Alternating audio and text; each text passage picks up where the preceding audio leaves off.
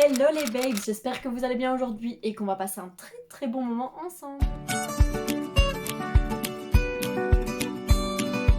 Aujourd'hui, on se retrouve toujours, même tenue, même make-up, même cheveux que la fois passée parce que j'avais la flemme de me changer entre les deux vidéos que je tournais à la suite parce que moi quand je suis motivée j'en tourne plusieurs sinon après je laisse traîner et que je n'ai absolument pas envie de me changer même si franchement je devrais parce que je crève de chaud. J'espère que vous allez bien quand même, que vous n'avez pas trop chaud, vous n'êtes pas en train de suer des gouttes comme ça, comme moi. Et surtout, n'oubliez pas de vous abonner à ma chaîne, commenter, liker la vidéo, ça fait toujours plaisir.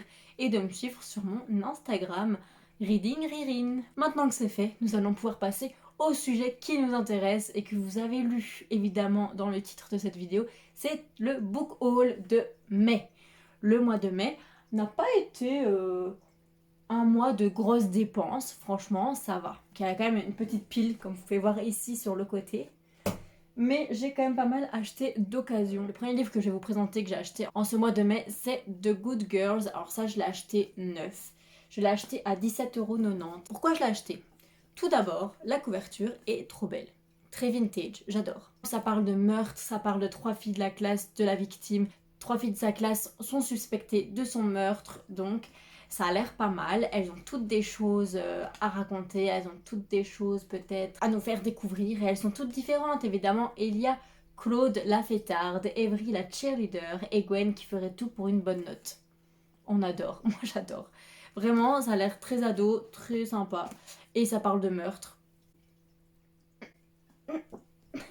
Voilà, tout expliqué, je sais pas, vous n'avez pas envie de l'acheter comme ça, il est magnifique.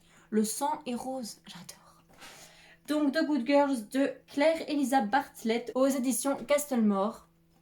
Juste, ils m'ont eu, ils me mettent des filles en tenue un peu vintage avec du rose, un couteau pour faire genre meurtre. J'achète les gars. Vous savez, si vous devez sortir un livre, vous savez quelle couverture me fera acheter votre livre. Ensuite, on passe à un que j'ai acheté d'occasion, c'est Inséparable de Sarah Crossan. Et j'ai découvert un truc sur ce livre, c'est que c'est écrit en poésie, en poème. Ça va sûrement aller très vite à lire du coup. Et le livre a eu un prix, le prix Carnegie Medal. Je sais pas ce que ça veut dire. Bref, à la base il est à 14,90 € et moi je l'ai eu à 4 € d'occasion chez Oxfam. Il n'a rien, il a un tout petit peu usé là, mais franchement que dalle. Donc c'est l'histoire de Grace et Tippi qui sont deux sœurs siamoises, deux ados inséparables qui entrent au lycée pour la première fois. Et leur but c'est de ne pas tomber amoureuses, évidemment vu qu'elles sont siamoises, c'est problématique de tomber amoureuse. Ça a l'air charmant, mignon. En vrai, je sais pas pourquoi je l'ai acheté. Je l'ai acheté parce que la couverture me disait quelque chose tellement je l'avais vu en librairie. Mais il me tentait pas plus que ça. En fait, c'est le problème quand je vais dans les trucs d'occasion, j'ai envie de tout acheter parce que c'est pas cher. Mais je pense que je vais aimer parce que j'aime bien le principe que ça écrit en vert. Et ça, j'avais pas vu avant de l'acheter. D'occasion, on a aussi 16 lunes. 16 lunes, je l'ai acheté à 2,50 €. Alors, 16 lunes, je pense que vous connaissez. C'est le premier tome de la saga Sublime Créature de Camille Garcia et Margaret Stoll. J'ai vu le film, je m'en souviens plus. Du coup, je me suis dit que j'allais lire le livre. J'ai longtemps rêvé de cette fille. Elle apparaissait dans un cauchemar où, malgré tous mes efforts, elle tombait sans que je puisse la sauver. Je me savais liée à elle d'une façon particulière, et puis un jour, elle est arrivée en chair et en os au lycée. Elle était belle et mystérieuse. Si j'avais su qu'en même temps que cette fille surgirait aussi une malédiction. J'étais éperdument amoureux, mais cet amour était perdu d'avance. Écoutez, romance fantastique, j'aime beaucoup.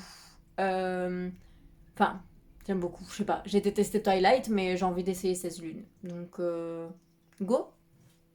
Je sais, je n'ai aucun argument vraiment valable de pourquoi j'ai acheté ces livres. Clairement, c'est parce qu'ils sont connus et ils sont pas chers. Ensuite, alors là, c'est vraiment l'incompréhension. Si vous avez vu ma vidéo où je parle des livres que tout le monde aime et que je déteste. Bah, je parle de John Green avec Nos étoiles contraires et j'ai acheté Qui es-tu Alaska de John Green. Pourquoi, me direz-vous? Parce que j'ai envie de savoir si je déteste toujours autant John Green. Et peut-être que si j'en lis un qui a très bien marché comme celui-là, peut-être que avec mon expérience, enfin je veux dire à l'époque j'avais genre 17 ans quand j'ai lu nos étoiles contraires, peut-être que là à 25, je vais comprendre la subtilité et le côté sentimental et beau dans le livre de John Green. Je vous en dirai les nouvelles, franchement, c'était clairement juste pour me tester sur du John Green. Ah oui, et je l'ai payé 3 € celui-là chez Oxfam. Ensuite, encore du Oxfam, c'est du Le Gardinier que j'ai payé. Attendez, ah il appartenait à une Sylvie S et je l'ai payé 2 €. J'ai acheté complètement cramé de Gilles Le Gardinier. Alors je n'ai jamais lu de Le Gardinier, mais je sais que c'est un auteur qui fonctionne très bien, que c'est un auteur feel good. Je me dis que pour l'été, du feel good, c'est sympa, même si c'est pas ma tasse de thé à la base. Je me dis qu'à un moment donné, j'en aurais peut-être besoin. Surtout que là, je suis en train de faire un mois thriller. À mon avis, j'aurais bien besoin de ça après. Et en plus, juste... Alors, ceux qui me connaissent, vous savez pourquoi je l'ai acheté. Ce chat. Ce chat est le portrait craché de Noisette, mon ancien chat. On a malheureusement dû piquer tout début septembre. Le premier week-end de septembre, exactement. C'est un petit hommage à ma Noisette, parce que je l'aime. Elle avait 17 ans, donc elle était vieille. Et puis voilà, on l'a piquée, je suis restée avec elle, je lui ai fait des petites doudous. C'est moi la dernière personne qu'elle a vue, et donc... C'était une belle fin quand même, mais c'est toujours un peu triste. Et du coup, bah, petit hommage à elle, parce que vraiment, c'était un persan et c'était ça.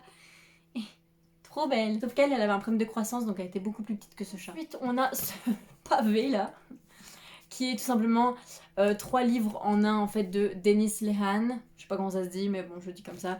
Et vous connaissez sûrement, donc il y a Shutter Island que j'ai eu fini de lire là la semaine passée, mais du coup ce sera dans mon bilan culturel de juin. Gone Baby Gone que je suis en train de lire, oui je suis là, et Moonlight Mile. Alors, donc c'était thriller. Alors Shutter Island, il y a eu le film avec Leonardo DiCaprio, donc je sais pas si vous vous souvenez, c'est une enquête policière dans un asile, enfin une prison psychiatrique. Il y a une patiente qui s'est volatilisée de sa chambre et 2 marshals viennent pour enquêter et ils tombent sur des trucs vachement bizarres. Et il y a un plot twist, les gars, fou. Ceux qui connaissent comprennent, c'est dingue. Ensuite, il y a Gone Baby Gone. J'étais dégoûtée parce que je pensais ne pas me souvenir du film et de la fin. Et quand j'ai commencé à lire le livre, la fin m'est revenue. Donc, je lis encore en connaissance de cause du plot twist de la fin. Mais ça reste une histoire très chouette. Donc, Gone Baby Gone, c'est Amanda Bacredi qui a 4 ans et qui disparaît. Sa mère est un peu... Voilà, c'est un peu une alcoolique, toxicomane, narcissique qui s'occupe très peu de sa fille. Elle s'en bat les couilles, donc c'est la tante d'Amanda et son oncle qui va engager 2 détectives privés pour enquêter sur la disparition d'Amanda parce que la police ne trouve rien. Et voilà, c'est sur la disparition d'une enfant de 4 ans, je vais pas vous en dire plus, mais c'est aussi un plot twist de dingue. Et ensuite, on a Moonlight Mile. Vu qu'il n'est pas sorti en film, ça, je ne connais pas l'histoire, mais c'est c'est la suite de Gone Baby Gone, donc je vais pas vous expliquer l'histoire parce que j'ai pas envie de vous spoiler sur la fin de Gone Baby Gone, du coup. Mais c'est avec les mêmes... les mêmes détectives privés et du coup les mêmes personnages vu que c'est la suite. Mais vu que j'ai pas eu de livre, je ne connais pas du tout l'histoire, je ne sais pas de quoi ça retourne ni rien. Donc voilà, franchement, même si vous avez vu les films, c'est vraiment chouette à lire. Et le dernier, c'est La carte des confins de Marie Repelin. Repelin je suppose. Qui est Muffins and Books sur Instagram, qui est une bookstagrammeuse que j'aime beaucoup. Je la trouve très drôle dans ses stories. Moi, si tu me fais rire, tu me convaincs, c'est simple. Et 17,90€, je l'ai payé. Donc c'est un livre de pirates, mais dont le personnage principal est une fille. Et dans les livres sur les pirates, c'est très rare, donc j'apprécie beaucoup. Kali, une voleuse hors pair, est parvenue à s'emparer d'un compas marin enchanté. L'instrument permettrait de trouver la mystérieuse carte des confins, d'où le nom, un monde au-delà du nôtre dont personne n'est jamais revenu. Donc trop bien, monde de pirates, aventure, et il y a une romance dedans. J'ai très très hâte. Et j'en vois que des avis positifs, donc méga cool. Voilà, c'est tout pour ce petit book haul de mai. Enfin petit, j'avais quand même 7 livres, ce qui est pas mal. Mais c'est juste que j'ai pas dépensé des sommes astronomiques parce que j'ai eu la bonne idée d'en acheter d'occasion. J'ai très hâte quand même de lire le John Green qui est Alaska pour voir si finalement j'aime bien. J'ai aussi hâte de lire Le Gardinier, voir si je comprends la hype autour et tout, si je vais bien l'aimer aussi parce qu'il y en a plein alors, donc peut-être que si j'aime celui-là, je l'aimerai d'autres de lui. C'est toujours sympa de découvrir de nouveaux auteurs. Et j'avoue, j'ai très très hâte de lire The Good Girls. Vraiment, il m'a convaincue. Il m'a convaincue. C'est parce que j'ai fait ma pile à lire de juin thriller avant de l'acheter, sinon je l'aurais mis dedans. N'oubliez pas, s'il vous plaît, je le répète, de vous abonner parce que plus de 50% des gens qui regardent mes vidéos ne sont pas abonnés. Qu'est-ce que vous faites? Donc abonnez-vous, commentez en dessous avec ce que vous avez acheté en mai, s'il y a des livres que j'ai achetés, que vous connaissez et que vous me conseillez de lire à tout prix, ou pas du tout. Je serai un peu triste parce que ça veut dire que je les ai payés pour rien. Et puis n'hésitez pas à surtout mettre un pouce en l'air sur la vidéo.